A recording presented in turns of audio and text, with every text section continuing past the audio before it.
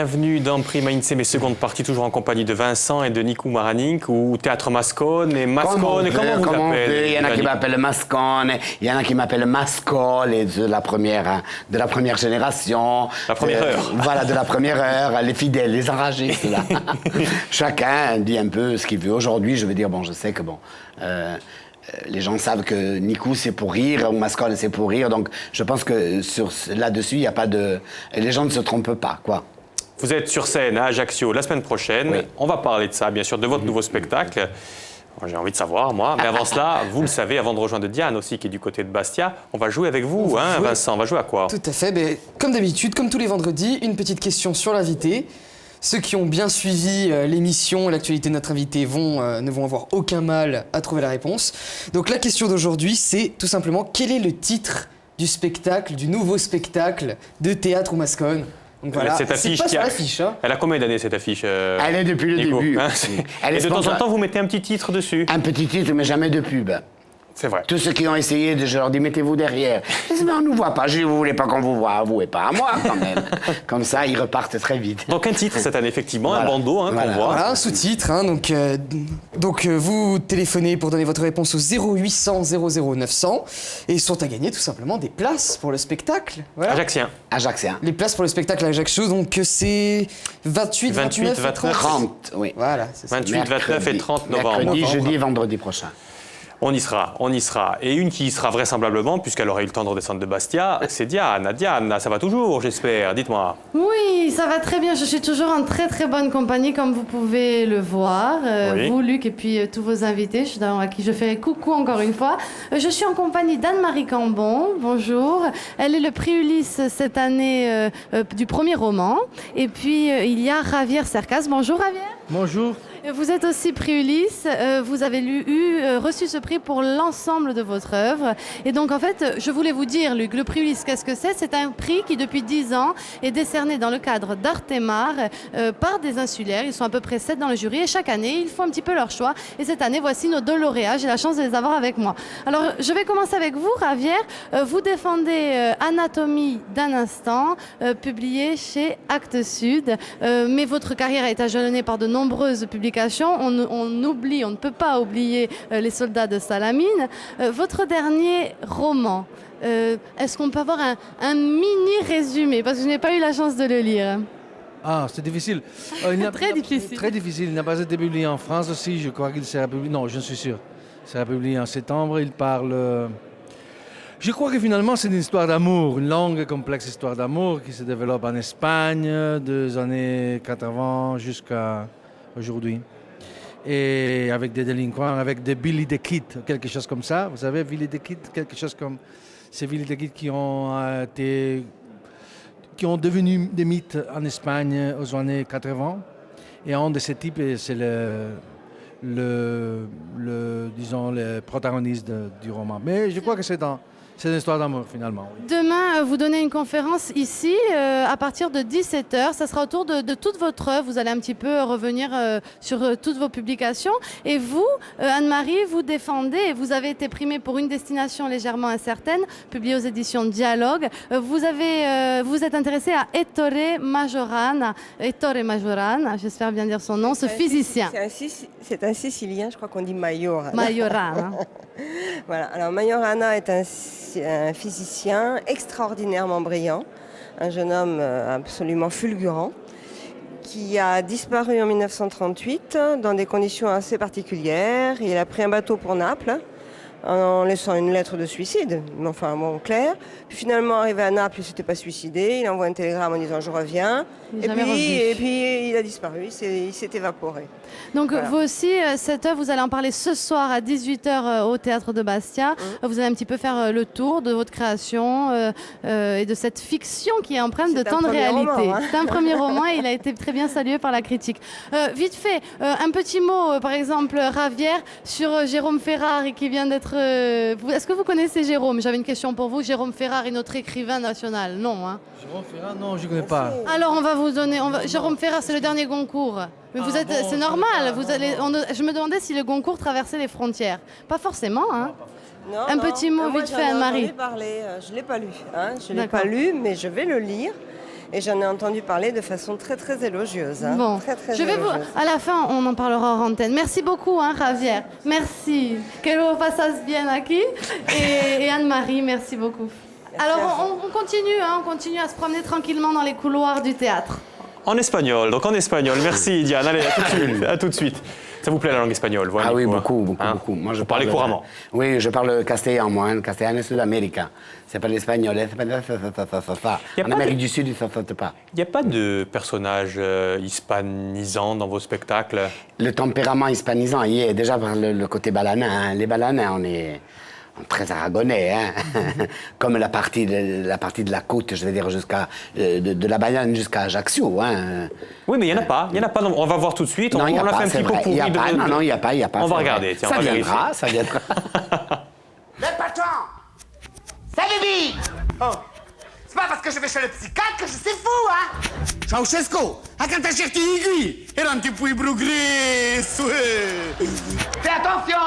Il a un pistolet, Pascal! Corsica sera! Bonsoir!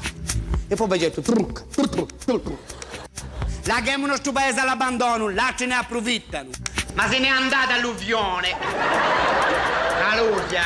I moci ci rendiamo tanta merda!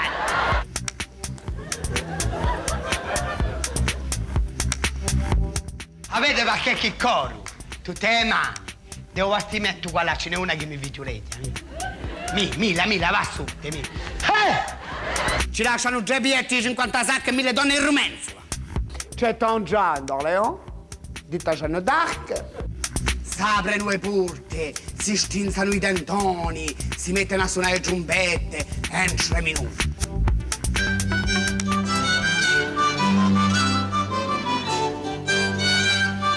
Est-ce qu'il y aura un de ceux-là qu'on va retrouver dans votre nouveau spectacle? Non, là, c'est des antiquités. Hein, je veux dire, là, vous êtes monté à Philitos, on est l'âge de toc. On s'en Là, lasse pas. Là, c'est l'âge du fer. Hein.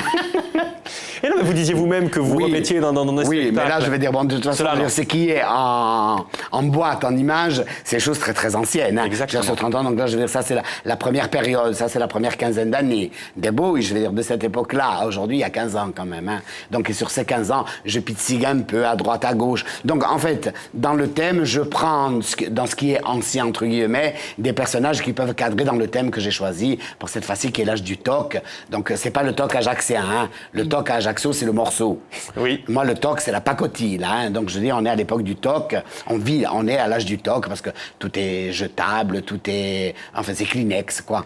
Et avec ce thème, vous vous êtes dit, bah, tiens, je vais me déguiser comme ça, je vais utiliser ce c'est personnage-là. avec un thème comme ça et avec cette revendication corse qui fait en sorte que... Et c'est vrai que nous le sommes aussi, mais on fait toujours référence à l'histoire, aux traditions, et qu'en fait, je vais dire, en 5-6 ans ou même 10 ans, on a rattrapé tout le monde et qu'on est plus toc que les autres, presque. Donc, c'est jouer entre ces deux univers qui s'affrontent. Eh ben, ça fait l'électricité, hein. Quand on met les deux masses ensemble, Alors, c'est ça qui est intéressant. Comme vous le disiez tout à l'heure, vous avez inauguré votre spectacle à Île-Rousse. Est-ce que quand vous montez sur le premier spectacle, vous avez genre une demi-heure de spectacle et puis en fait vous vous apercevez qu'il fait 1h30 Est-ce que vous savez encore exactement la durée de ce spectacle ou toujours pas finalement? Non, il y a quand même une base de timing indispensable qui peut augmenter ou diminuer en fonction ou des aléas ou d'une idée qui se développe plus qu'une autre. Et dans ce cas-là, je laisse aller l'improvisation. À partir du moment où je n'ai pas quelqu'un à qui je dois donner la réplique, j'ai le verbe libre. Hein. Et ça dépend aussi du public. Si je vois que le public il pousse des hurlements, je dis bon là j'ai quelque chose de... Parce que quand je travaille tout seul, il n'y a pas de réaction. Je sais pas, je suis Comment dans ça, le vous brouillard. travaillez tout seul? Il n'y a personne qui Je me vous dit filme. ça Non, c'est non. bien, Ah, ça non, c'est non, pas non, bien? jamais ça. Hein. Donc c'est vous montez sur scène en ne Je sachant me pas filme. vraiment? Non, je me filme. Oui. Je me filme et je me regarde. Et avant, je m'enregistrais avec les cassettes. Il n'y avait pas d'image, j'écoutais. Et là, on garde. On verra. Je leur propose. S'ils veulent, on garde. S'ils veulent pas. Donc c'est pour ça aussi que je dois avoir dans ma musette quand même plan B et plan C. Si le plan A, il est faiblard, j'embraye sur le plan B ou le plan C. Sur une idée, par Mais exemple. parce que vous faites confiance à personne pour vous dire ça c'est drôle ou ça c'est pas drôle, c'est pour C'est ça? pas que je fais confiance à personne. Il y a certainement des gens qui ont beaucoup de talent. Moi, je les connais pas et je sais pas où ils habitent. Alors, je vais pas mettre dans la... Vous me voyez par exemple, alors on fait le sketch. Nico Maraninki cherche metteur en scène pour venir à Calenzane le mettre en scène. Ouais, Cadaven. Non, je dis ça. c'est que c'est une façon de travailler. Qui marche. Voilà, qui marche. C'est le one-man show à l'état brut. quoi. À l'état brut. Stand-up, même. Stand-up. Stand-up. Hein, il s'appelle Stand-up. Stand-up Comedy. On le vend Stand-up comme ça, comedy. votre spectacle. Voilà. Ça fait 30 ans que vous faites de la stand-up comedy, vous. Oui. Ouais. Aujourd'hui, on l'appelle stand-up comédie, mais par exemple, je veux dire, bon, les conteurs, par exemple, dans les traditions méditerranéennes, c'était des Voilà. vendeurs. Ils faisaient le show pour que les gens s'approchent et après, ils leur vendaient des carottes et des légumes et des... Voilà. Diane, vous êtes toujours du côté du festival Artemar et c'est votre dernière interview. Oui. Eh oui, Diane, c'est déjà la fin. Regardez. Alors derrière, tout le monde se restaure avant d'assister aux projections. Et je suis en compagnie de Pierre de Gardebosque. Vous Bonjour. êtes diffuseur, mais aussi producteur, programmateur. Voilà, et puis, effectivement, Bon. distributeur. Merci d'être avec nous. Et il y a aussi Rachid Tizi, vous êtes projectionniste. Pas exactement. Pas Moi, exactement. moi, Bon, je suis très bien. responsable technique et je m'occupe des projections. Bon. Avec une équipe de projectionnistes, effectivement. Très bien, alors on va commencer avec Pierre. Pierre, vous, comment vous la faites, cette programmation qui chaque année est très très riche et nous amène aux quatre coins de la Méditerranée? Dans la mesure où je programme beaucoup de salles de cinéma toute l'année, notamment des salles à Paris, et qu'on a beaucoup de salles arts et essais avec qui on travaille, je reçois 2 à 3 films par jour.